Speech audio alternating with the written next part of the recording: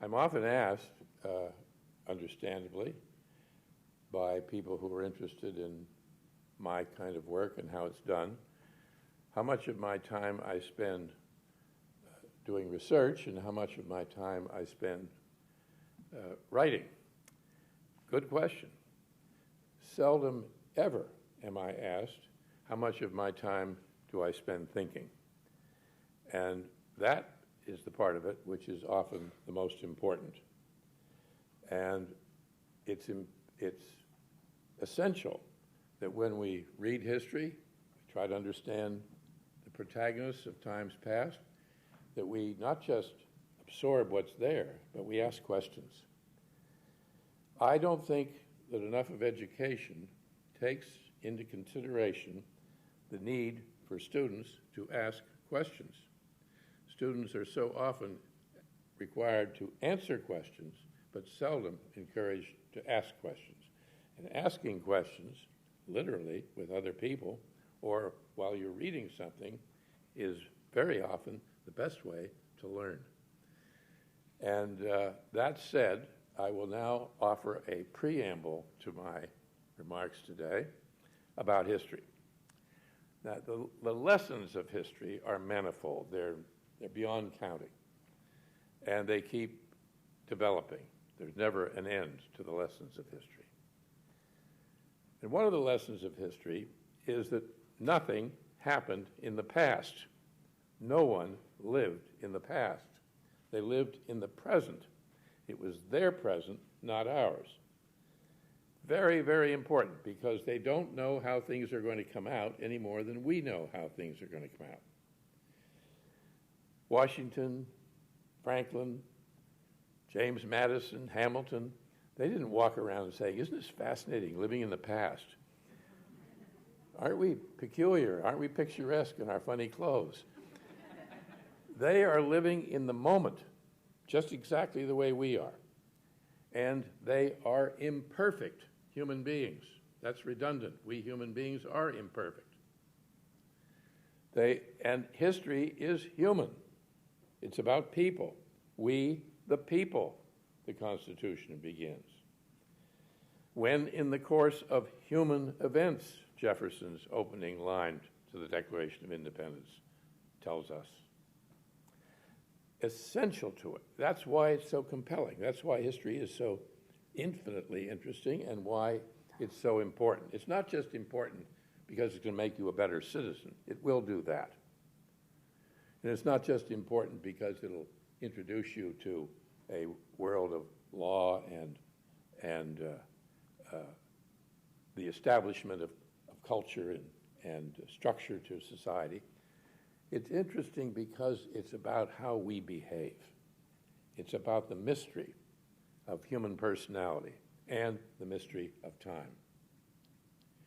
Now, we're talking today about a document that's old by our standards, but not old as history goes. Our country is not old as history goes. There are cathedrals in France and elsewhere in Europe that were built and still stand and still evoke responses from everyone who comes there that were built before Columbus ever set sail. We are a new society, a new event in history, as old as some of it may seem from our point of view.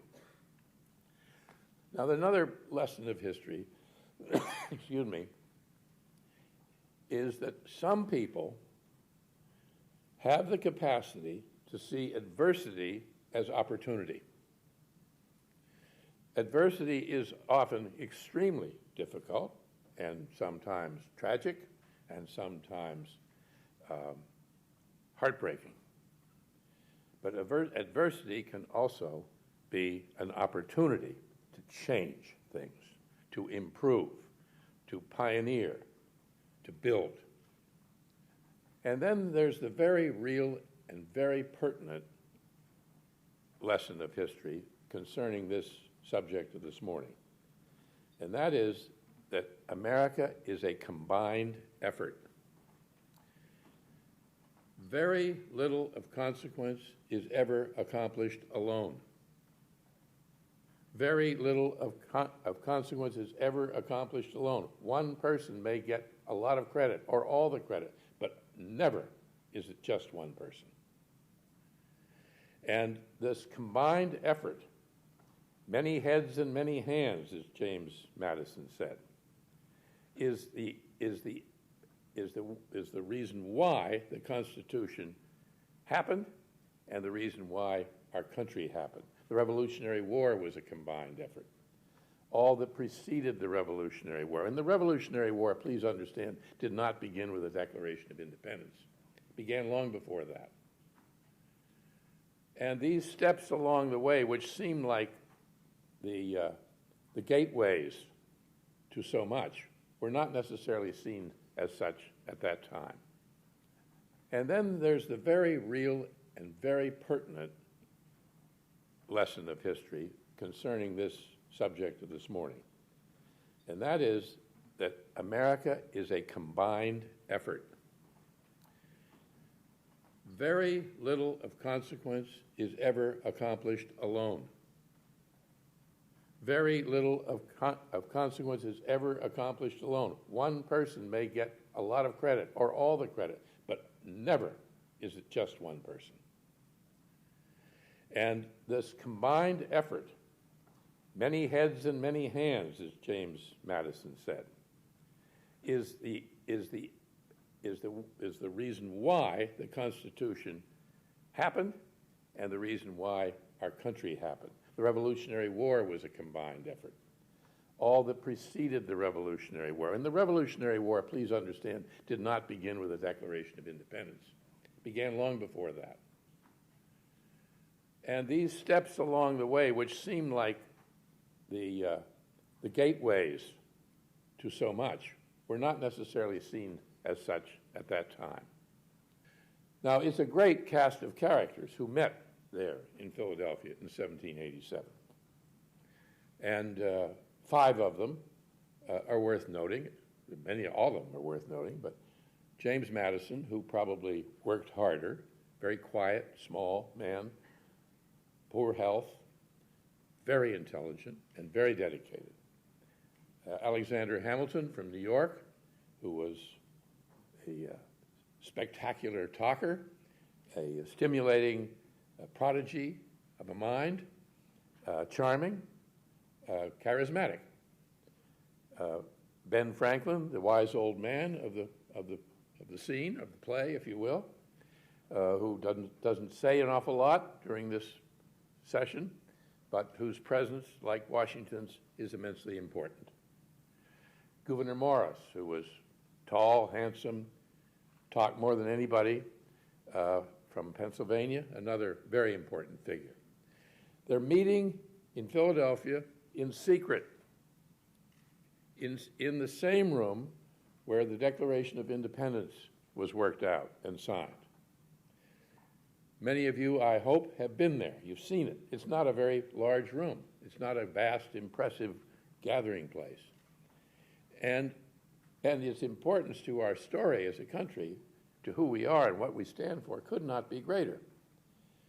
Imagine these 2 immensely important documents, both of which are, of course, here, where we are now, were created there. One of the historians has said that the Constitution is our crowning work, was the crowning work of the American Revolution. It was indeed, but keep in mind, it's not a crown of gold and jewels. It's a crown of words on paper. Words matter. What we say, what we profess to believe as expressed in words matter, not just at the moment, but possibly for a very long time to come. The pen is a sword. The pen can be a weapon, but the pen can also be a magic wand. And when you think of what these relatively few people did in very little time, 3 months, meeting in that room with the windows closed because they don't want word to get out, sentries at the windows to keep people from coming up and listening, in that heat of Philadelphia and humidity of the summer, this is punishment. But they're working in secret not to keep anybody from knowing, but keep the politicians and the ambitious statesmen, if you will, if you prefer, who are in that room from grandstanding, from saying things for effect, for saying things for popularity or to make an impression back home. Not their business. Their business is to hammer out a document that will stand the test of time. And that was asking a great deal of those people. 3 months away from home, 3 months away from their work, 3 months of very hard, concentrated effort under difficult circumstances, calling upon their patriotism, not the flag-waving patriotism, chest-beating kind, but the kind of getting down to do serious, difficult work in a very serious, worrisome time. Not unlike the time we are involved with ourselves today. There's a lot of similarity. But those people saw this as our chance to do it right. If we're going to do it, let's do it right.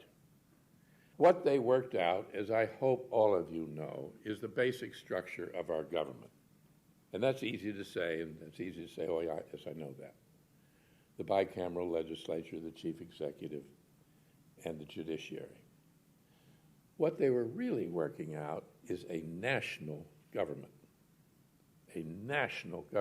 with power, which is the very issue that troubles so many people today. So is all of this relevant to the world we live in? It certainly is, every day. Should you understand it? Should you think about it? Absolutely, all the time. We can never know enough about the founding fathers as they've come to be known. Never know enough. And we're learning more all the time. It isn't an old story that's been just talked to death. And it is, again, infinitely compelling because of its human frailties and human soaring. One of the mistakes people make very often is that they read about a success, an accomplishment that improves an old problem, that dispenses with what was inadequate before. And they think it was a perfect job, therefore, and that what was there before was inadequate and a failure. Now, there is a great deal to be said for that point of view, but it's almost always not quite complete. The Articles of Confederation were weak. They didn't have an executive to run the country. Taxing power wasn't there.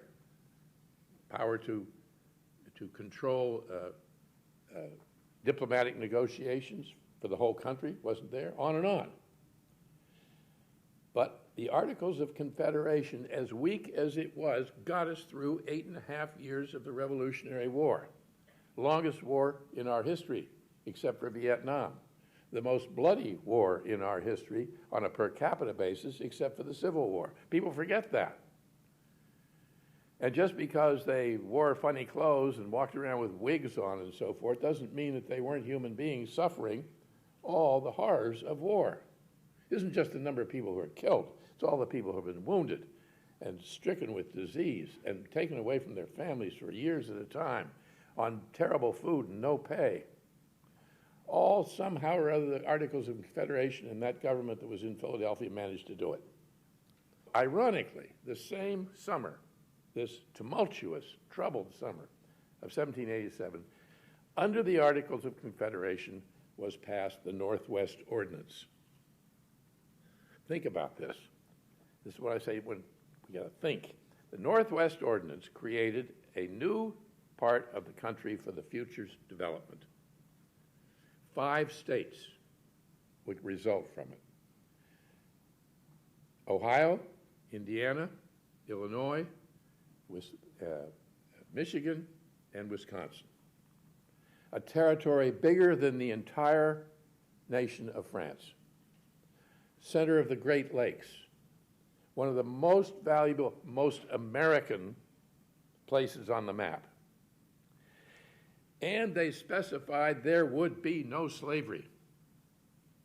Before we even had a constitution, no slavery in those states. And that there would be public education, neither of which would wind up in the Constitution. So they were ahead of the Constitution in that respect. So to just dismiss the Articles of Confederation as having been largely a failure is to not understand what really happened. The fact that there was no slavery in those states would change our whole history.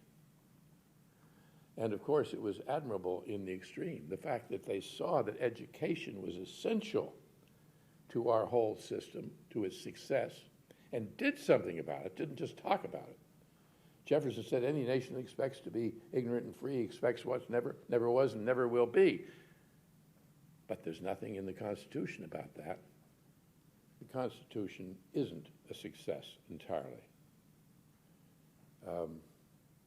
Martin Luther King put it very well in his famous speech here on the Mall, that it was a promissory note because it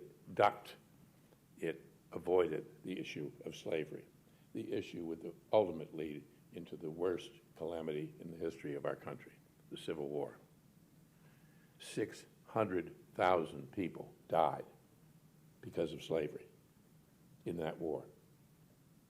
600,000 people. And that's not counting all the people that went home with one arm or no legs. We are accountable for what we do. History shows that. And we are capable of rising up out of terrible, troubled times and doing something thrilling that is a symbol of affirmation. And the Constitution is that. Even before the amendments were added, the Bill of Rights, even before the 14th Amendment was finally added, ending slavery. We keep fixing it. Now, whether the Constitution should be taken literally or should be judged by the temper and the moment and the problems of the moment by the jurists is continuing issue. The great effort was to find a middle way. That's what they were struggling for in that hot room with the windows closed, to find the middle way together. And they succeeded in doing it. And it might not have gone that way. That's the other thing. It didn't have, history is never on a track. We're often taught this followed this, followed that, followed that. Got to memorize it, it'll be on the test on Wednesday, and therefore it had to come out that way. It never had to come out any one way or another. And what they achieved at Philadelphia was like nothing else that had ever been achieved. Words on paper, a constitution on paper, a written constitution. Still the law of the land, still part of who we are and what we believe. There are only 5, I believe, colleges or universities or institutions of higher learning in our country that require their students to take at least one term on the Constitution. 3 of them are military academies. Now, if you say to someone, do you think it's a good idea that officers in the military should know the Constitution? Oh, yes, they certainly should. What about all the rest of us? What about all of us? Not just incoming people from elsewhere in the world applying to become citizens have to take a very good, serious test in American history. We all should. It's part of our job. It's part of being a citizen. And it's infinitely interesting. I think that everybody should go to Philadelphia at some point in the course of life and go into that room and think about what was done there. Think about those human beings and their frailties. Some of them got in a lot of trouble later on, personally or professionally. Some of them peaked, as we would say then. But while they were there, they were using the best ability they had. They were thinking. They were trying to put what they felt and believed on paper in words. This wasn't a sound bite opportunity to be practiced by sound bite brains. These were serious people. Now, most of them, over half of them, were under 40 years old. Don't think of them as wise old founding fathers. Some of them were, like Franklin. Most of them were quite young. But they'd had the experience of the war, which did not make them anything but versed, steeped in the realities of tragedy and accomplishment and courage and faith. Look at the First Amendment alone, for example. What would we be without that? Freedom of speech, freedom of religion, freedom of the press. What's that mean? It means freedom of expression, freedom to use your mind, freedom to have ideas. One historian has called history the inexhaustible storehouse of ideas. Think of it as that. Don't think of history as memorizing dates or quotations from great pronouncements. You can look those things up in a book. Think of it as an adventure. Think of it as a human, unfolding human story of infinite interest in which more happens that is unbelievable than happens in most works of fiction. The truth is often much stranger than fiction and more illuminating. And fortunately, a great deal of it has been superbly written down the ages. One of the reasons I am so strong a backer of this ConSource program is this very idea of making the written word, the literature of democracy, available as far and as easily as possible for everybody. And why I think it's so important that gatherings of this kind are put together not just for students, but for teachers. Those people are all teaching us something. And they're asking us to get to know them better and to get to know what they went through to achieve what they did in difficult times. Now, it's very important that we know what they wrote. But I want to stress one more thing. It's very important that we know also what they read.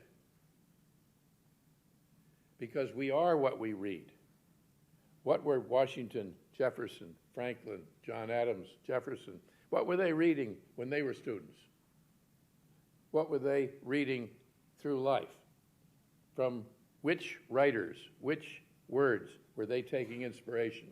One of them, we know, was Alexander Pope, the great English poet, and his Elegy of Man. Act well your part, there all the honor lies. They all knew it. They all quoted it. What's that mean? Act well your part. History, luck, fate, God, choose how you wish to say it, has cast you in a role. Play it the best you can. Why? For money? No. For power? No. Celebrity? No. Honor. We don't hear much about honor these days.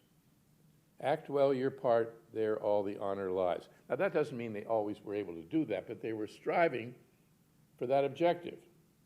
And if you understand that, you can understand who they were and why they were the way they were a great deal more succinctly. In 1779,